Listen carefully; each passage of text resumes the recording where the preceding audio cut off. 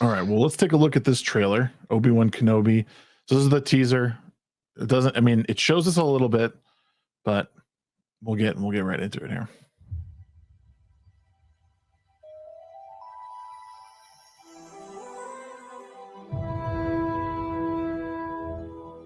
So just real quick, I mean, I guess like right here, we're meant to believe this is obviously Tatooine, and he's in one of the ports. I would guess Mos Eisley, but what's the other one? Is it Mos Espa? Is that the other? Espa was the one from the prequels. Okay, Yeah. so we're meant to believe it's probably in one of those areas. They really should have aged Obi-Wan up too. This is maybe 10 5 or years? 6 years after Episode 3, and I thought they about said 8 10. years before. Yeah, either 10 way, years after. Okay, 10 years after. So he's Well- got 8 years until Episode 4 starts. They should have aged him a lot more. Well, The fight is done. We lost. This is okay. So I don't mean to pause so early again, but I did want to comment on this particular thing because I remember seeing something on Twitter regarding like someone was being critical that this is Obi-Wan's like, oh, he's all downtrodden and he's like this hopeless man, and just like all the other Star Wars men in the sequel trilogy. I was like, yeah, but he has every reason to be in the place that he's in. Like, this might be the best portrayal of like Luke had no reason to be where he was in The Last Jedi. Like, but Obi-Wan just got lost his best friend, lost Padme, and the kids were split up, and his whole life has just been nothing but loss essentially, and failure in his mind. Like, this is exactly where I would expect him to be, just lost in his thoughts and in his own brain. So I like that it starts off with this guy who's just totally given up hope, and will likely have to find, he'll have to dig deep in this whole thing to overcome his challenges and likely, facing his former pupil again. I agree with everything you just said. Except he's not just any guy. He's a Jedi Knight. He is. His approach to this should be the same approach that he ended everything with, which is it's uncompromising. It's the principles still exist, and his duty now is to protect Luke. So he's going to go to this planet and he's going to monitor Luke and make sure that Luke is safe. That's his job. So when it says we lost, no, because no battle is ever over. Yeah, you never turn to the negative, because negative is the dark side. He's wallowing a little bit in self-pity. So there's no room for self-pity. There's no room for self-doubt. There's no room for loss, because they didn't lose anything. They're still alive, so there's still hope. Yeah. Because both Luke and Leia still exist. So what they're framing it as is they're framing it in that same framework. And so while I don't agree with that entire framing of it, oh, they're just doing Luke again from Last Jedi. No, I don't think so. But what they are doing is they're changing context, because this is not how it should be framed with regards to a Jedi. True. I just want to say that alert means that Aldis's batteries are running low on his brain. No, I mean, I kind of agree more with Shags. Like, it kind of makes sense where he's at. You'll probably see a little bit more fight, but this is a guy, his last thing was betrayal of his best friend. He thinks he killed his best friend. He got to watch his entire world burn to ashes. And his last mission was to hide, do nothing, watch the boy. So he's watched, this is 10 years later, he has watched the Empire grow. Mm-hmm. He's watched knowing who Palpatine is and what he's doing take over the galaxy. Also, like, from the books, the Empire was enslaving people. They were mass murdering people. They were doing all kinds of crazy stuff. As a warrior, keeping your blade sheathed when all you see is injustice can hammer you. They're probably going to go too heavy on it more than they should, but contextually it does make sense. Okay. Yeah, I mean, and I would just say as the last thing, like, and I just as a kind of retort to you all this is that I think that's going to become his his like path of redemption, right? Like I think we all know that that's what he should be doing, and I think his growth will be like, this is where he is. He's playing with these dark ideas. He was in a really bad place because again, from episode 1, from losing Qui-Gon like all the way through Revenge of the Sith, like his path was nothing but loss, and you know, his path moving much faster than I think even he wanted it to. And now he like Snick said, he's watched the Empire grow. He is he's lost himself, and I think this will be a way for him to maybe come to terms with it. And it would be interesting to see how this ends because of where Obi-Wan is in A New Hope. So I'm part of me is really excited for this series, but for reasons we'll see coming up, I'm not so excited.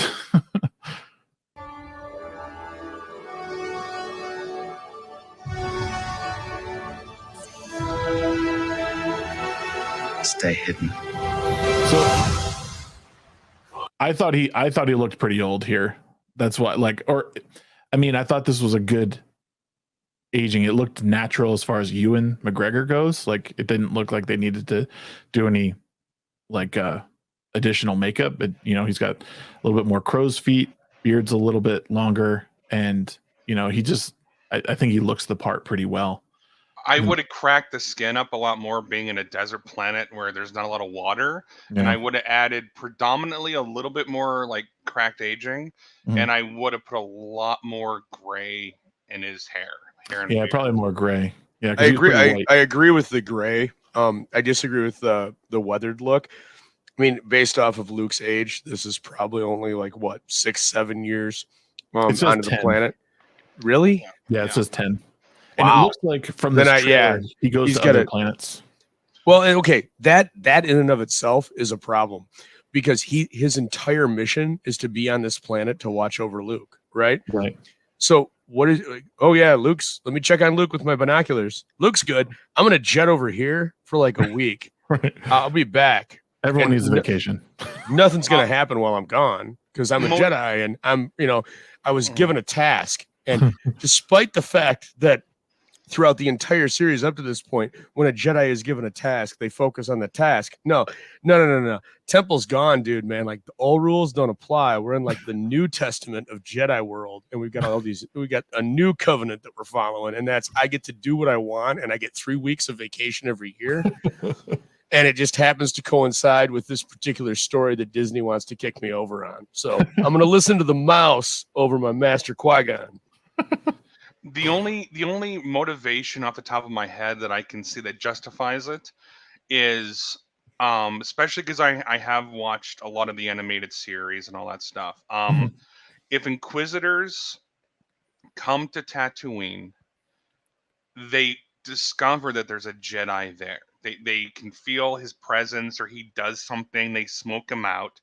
It would make sense that the easiest way, if he's been watching this kid for 10 years and he's good, that the best way to get the Inquisitors and the Empire away from Tatooine is for him to make them chase him somewhere else. That's the only thing I could really see as a motivation that would make sense for him to stop what he's doing beyond, because again, the twins are the objective.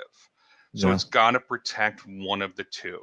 And the only thing that would get him to move on or to do something extreme is if especially the Inquisitors were onto one of the children. I think I'm just glad he has his driving gloves. I think that's really important to the story, and it'll be the difference in him winning a lightsaber fight or not. No, believe me, as somebody who lived in the desert off and on, full gloves suck, and it makes doing anything difficult as hell. So I'm just happy that we're in an advanced, futuristic society, and we're still using snaps. Yeah.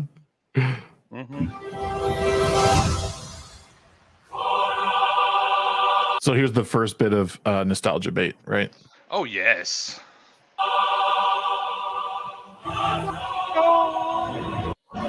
The key to hunting Jedi is patience. his makeover sucked. Jedi cannot. Yeah, that's one thing. This is one thing I noticed like right away. I was like, man, this trailer looks really good so far. And then I saw Grand Inquisitor's makeup, and I was like, oh fuck, like it looks so. It just looks. Part of me doesn't want to take it seriously. You know, For one, like, he looks how I imagine Aldous, just hairless and just gray, like his no soul. soul. But well, the thing is he showed up in the animated series, not in Rebels, quite a bit. Mhm. And we saw a member of his race in the prequels, episode 2, I think. So we've seen that species, and they Right. literally just slapped paint on a dude. Like shaved his head, slapped some gray paint on him, did the tattoo markings, and they moved on. And I'm like, you could have done a little bit more to try to make him look like what he's already been established as. But it's Disney, Lucasfilm, so Yeah. So And- going back to the one of the things, this is a rare praise from me in the prequels. Anakin was supposed to bring balance to the Force. Mhm. And at the end of Revenge of the Jedi, there are 2 Sith, Palpatine and Vader, and there are 2 Jedi.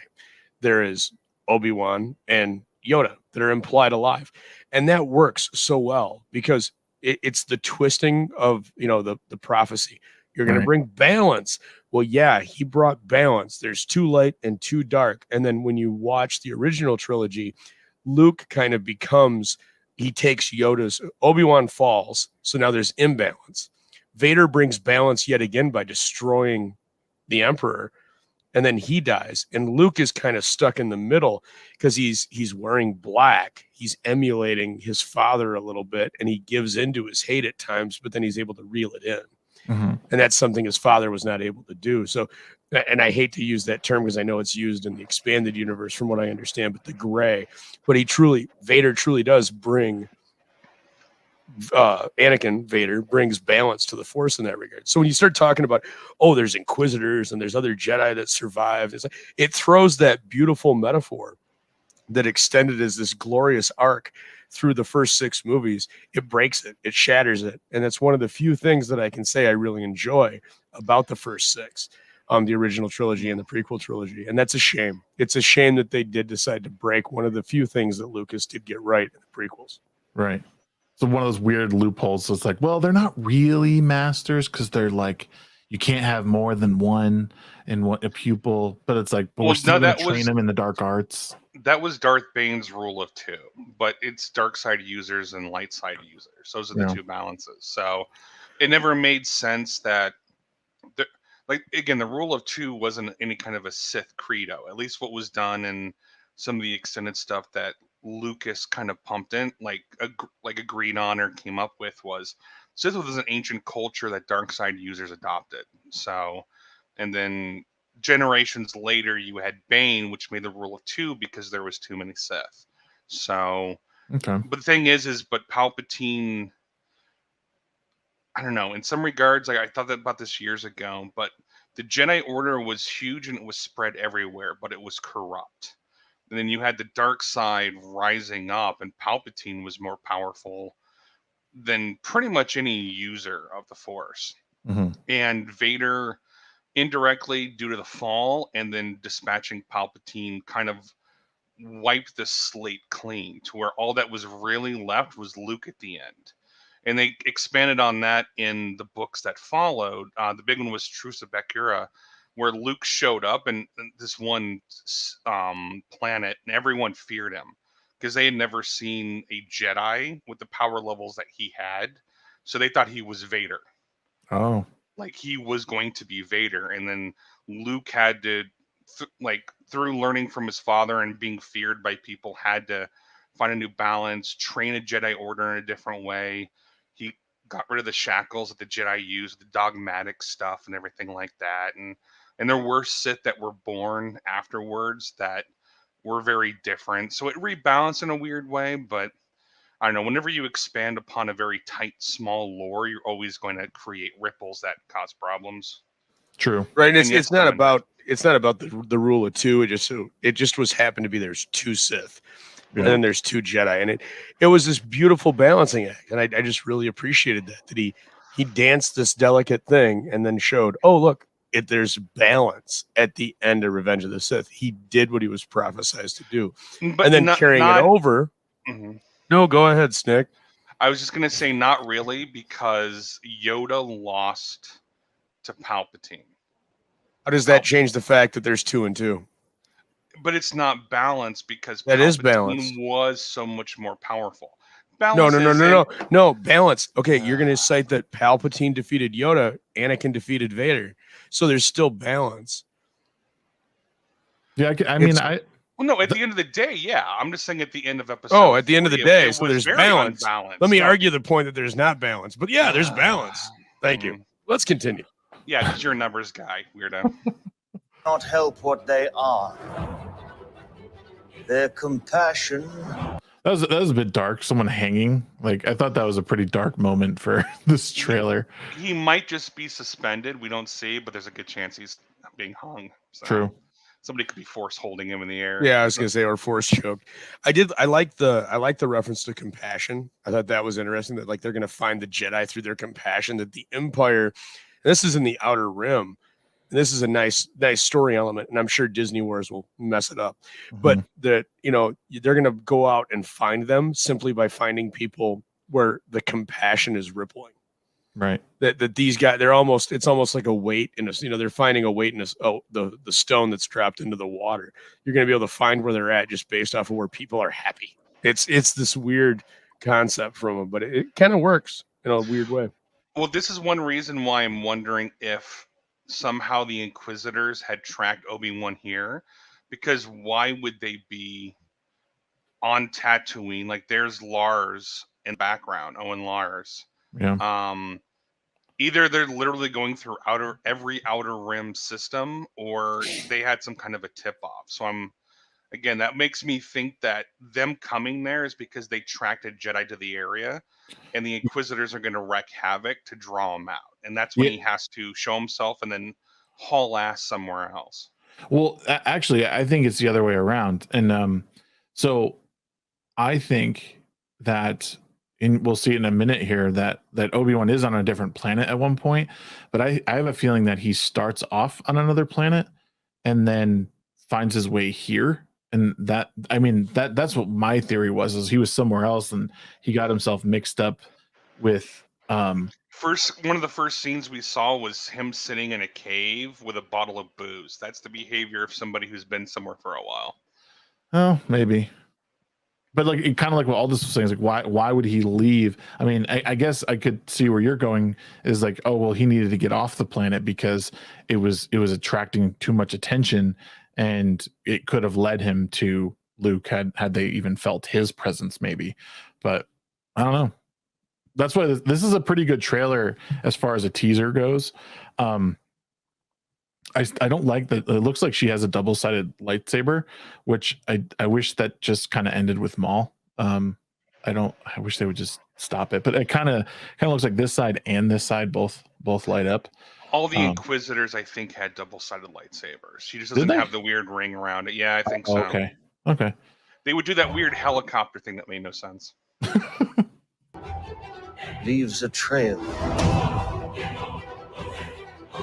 So this is the other planet this is obviously not Tatooine, but some other like Tokyo I think it's Coruscant.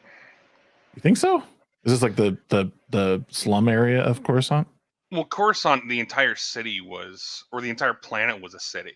Could be. We saw a bit of it is, in episode 2 when Obi-Wan went there. It had, like, some of the areas had a lot more kind of Tokyo neon, kind of grungy, Blade Runner-y feels to it. Mm-hmm. There's a scene a little bit later with another Inquisitor that looks like it. Again, from what I know of the various worlds, Coruscant was the most kind of neo-Tokyo futuristic-y planets that existed. So that's why it was the center of their galaxy. Okay. The Jedi Code is like an itch. He cannot help it. Where is he?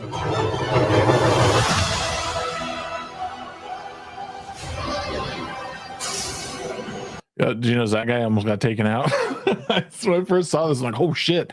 I would have jumped if that lady jumped in front of me with that lightsaber. Damn. That would be me. I'd be sitting there drinking coffee, go, huh? And the lightsaber right in the temple. I'm going to make a criticism, and some people don't care about this sort of thing. My whole gripe with a lot of these newer things is that we're beaten over the head with a sledgehammer for DEI stuff, and like if you in the last couple of scenes you had like 4 women pop up. Again, I'm not against women in roles. It's just it seems so incredibly forced. Like, where did all these women officers and inquisitors go like after this? I don't know, it just seems fake, and it doesn't seem natural, I guess, is what it comes down to. And I don't want to be that guy who. I was gonna make a joke that's it's fairly inappropriate. I don't know if your channel approves of that. So, well, I mean, again, I'm not trying to be disrespectful to anyone. I imagine all these people are good actresses, but again, as far as like who we're used to seeing and who these people like. I don't even think it's that. I think that if this trailer would have come out 10 years ago with the appropriate era visual effects and filmmaking, we wouldn't have batted an eye at seeing the amount of women or diversity or whatever. But I think a lot of people, most people actually, like everyone, is trained now to notice it. You've got the people who go, well, I didn't see enough women, I didn't see enough POCs. And then you've got people who on the other side who go, well, I noticed there was a lot of women or POCs. Right. I think we're just in a strange time period where we just notice it, for better or worse. I guarantee, yeah, it's intentional. We've seen enough to where you go, yeah, no, it was intended.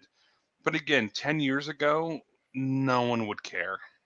Well, yeah, They would that's see it and move on. right. And I guess now it's just around every corner, and it's with every little thing, and it's like it was somehow like, because that wasn't a thing 10 years ago, it's like, well that's the problem, we need it. And I'm like, well, but the stories just, again, they seemed more natural, and like you understood what was happening in them. And now it's just like, well, we're just going to shoehorn this person in here because, well, we just got to check that box real quick. And I don't know. Like, again, I'm not nothing to do with their acting prowess or anything. It just sometimes it just seems like unnatural to have this particular person. Also, people like with your perspective and stuff, and in some regards mine sometimes, it's because you see it and you assume that they're going to sacrifice characterization and storytelling on that altar. Right. They're more concerned with representation than a good story.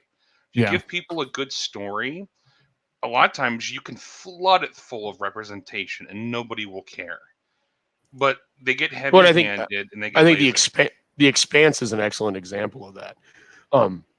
That has a vast array of minority and POC casting. It's all genders. And nobody bats an eye because the story is everybody's so wrapped up in the story, they're not seeing it. And and Disney tends to be the opposite. That is forefront, and everything else, the story is secondary. And it's a shame. And it's one of the reasons why it's called Disney Wars. Is for the last decade, they have just it's only escalated. It's only gotten worse. And that's what we're seeing here. And I'm hoping it's good. I'll wait for other people to watch it, but until I hear. But okay. No.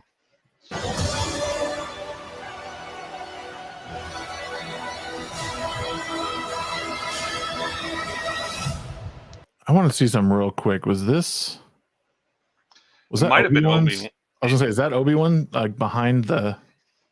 I mean, it's got the hood and the slightly longer hair, so it probably is. But again, if Obi-Wan flees, him going to Coruscant makes a lot of sense because he still probably has some contacts there, especially that weird bulbous fish bartender guy that he was friends with. So. Yes, one can only hope that the diner scene is replayed again. I thought it was fun, but it was also horribly acted, voice acted and animated. So Like, any idea who this might be? Like, see, this is one of those shots I see, and I'm like, please don't bring in like a character who's like a younger version of like or like who obviously would have no like point in this story, but they have to put him in. And this was somehow like, I mean, you can't really see who this person is. I mean, the blaster maybe, but Well, if you go back to the previous scene with the hood, if that's Obi-Wan, he had a blaster. did he? Yeah, I believe so. Unless I'm completely wrong. Oh, see, this, I mean, it does look like Obi-Wan here. Yeah. If that's the thing is again, I think one of the because that Inquisitor, I don't think she's not a high ranking. She's a new character. Mhm. She's probably a middling or a rising or recently inducted, like to the full state of Inquisitor. Somebody Okay. who's force sensitive and trained. Yeah. She showcased a lot, and she also looks a lot less weird than all of the other Inquisitors. True. Because they all had helmets or crazy tattoos or looked more alien. She's the most human looking. I Yep. think she's going to be predominantly a main character. Yeah, it seems so. And I think that her she's going to have interactions with Obi-Wan that will shift her perspective. That would be an interesting thing. I've been wanting to see something like that. I mean, you saw it with Finn and his like abandonment of, the First Order. Don't bring up Finn. No. Well, I'm just saying, like, it would be cool to see another thing like that because, I mean, causes Why? always Because had she's defectors. black. Sorry, I'm channeling just- all this on the insults. I wish there was more like defector stories and like getting that other perspective. And I like that they did that with the sequel trilogy. They totally like screwed the pooch on his story, I think. But like, Oh, they did. but it was cool to see like, oh yeah, of course there would be people who didn't agree with this and being, mindless, clones essentially. But even though I guess those aren't, but. Well, on that, I think that is a huge miss that is in the Disney Wars aspect of it. That, one of the things they really could have played with, and I think this would have been brilliant. And I disagree entirely with the continuity of the Disney just continuing right after with all the characters being alive. They should have accelerated stuff and shown that the new Republic was just as corrupt as the old one, and then show the opposite is show the fall from grace. Yeah. And then show that, people going the other way and that the system is so corrupt that they're going to the First Order because the First Order offered structure and order and That's control.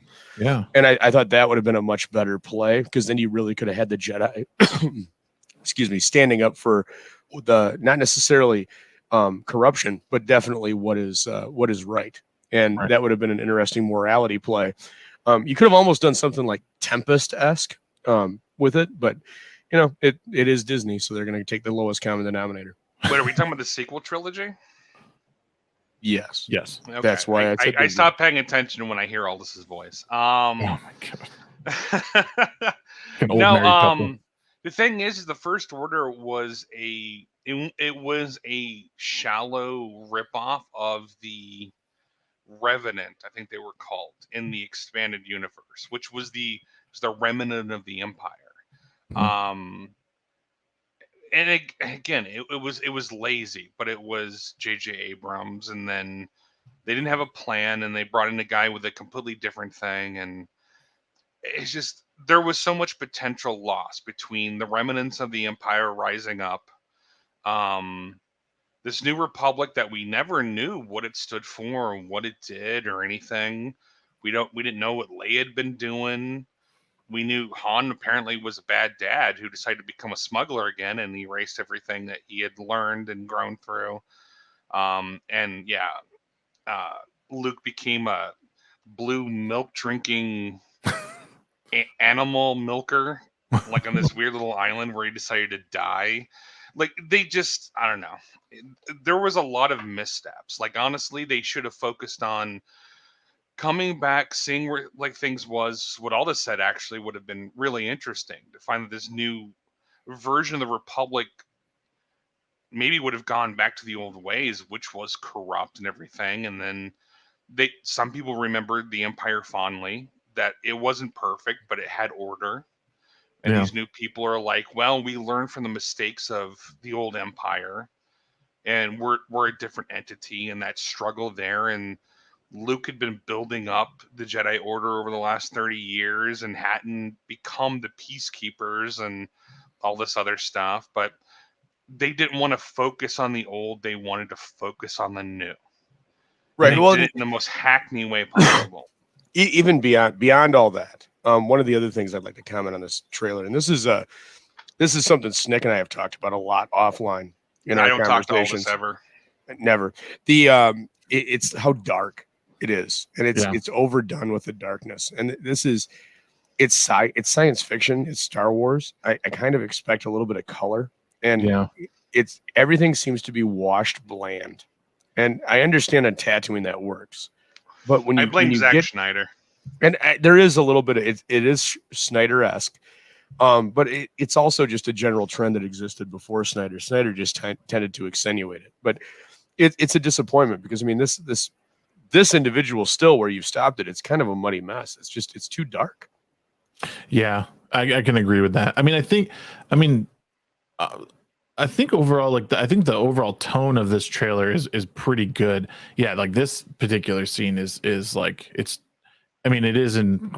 going pretty fast, so we're kind of seeing it a little bit blurred, but yeah, it's definitely I don't know. I think that tonally it can be okay because again, we're in a really dark time, especially because the show is Obi-Wan Kenobi. He's in about as low a place as he could possibly be if outside of like immediately after killing his or maiming his best friend and pupil. No, he let him to die. He thought he was dead. So. No, I know. I'm saying like he's in a pretty bad. So I get the tone of it, but yeah, like to some extent, you have to remember like what made these movies so good and why they like in those design aspects of like bright colors and like it just that's what's so cool about the original trilogy is like there was reasons that things were over the top. There's reasons that there was certain like fun lighthearted moments even in like immediately following like dark moments. But yeah, I think and it's I don't know, it's an identity crisis that I think a lot of these films have had in the past 10 years. It's like they can't quite figure out or get back to where they were. But I don't know. I don't know. I have some faith. I just want to say real quick, I love that we're an hour and 6 minutes in and we're almost done with the first. I know, I was just noticing that. We'll get it down. We'll get it down.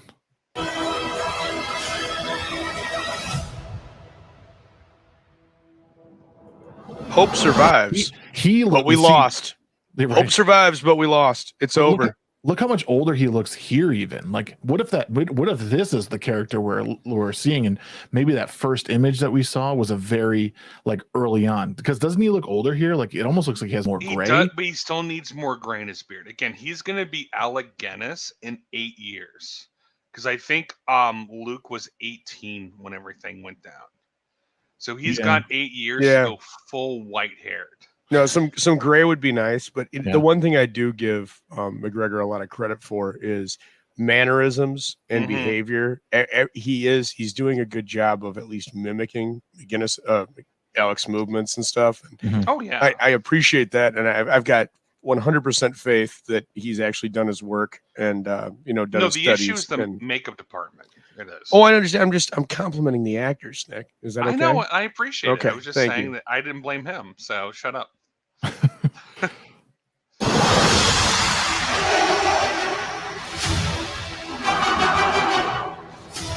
Vader breathe.